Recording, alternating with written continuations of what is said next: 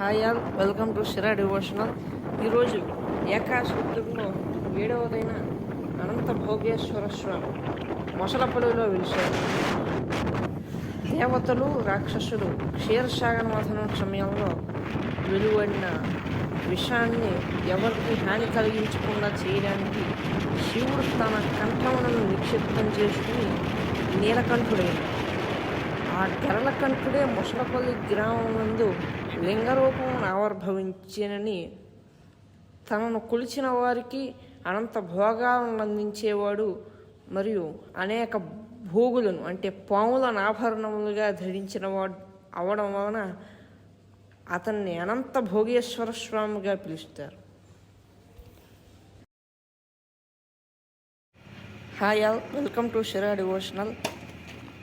ఈరోజు ఏకాదశి రుద్రుల్లో 8వదైన చెన్నమల్లేశ్వర స్వామి వారు పాలగుమ్మిలో వెలిశారు. అల్పాయుష్కుడైన మార్కండేయుని మృత్యుముఖం రక్షించి యముని జయించి మృత్యుంజయుడయ్యను. ఈ మృత్యుంజయ రుద్రుడు చెన్నమల్లేశ్వర స్వామిగా పాలగుమ్మిలో పూజలు అందుకుంటున్నారు. ఇతన్ని పూజిస్తే అకాల మృత్యు దోషాలను నివారించి సమస్త సుఖాలను కలిగిస్తాడని ప్రతీతి.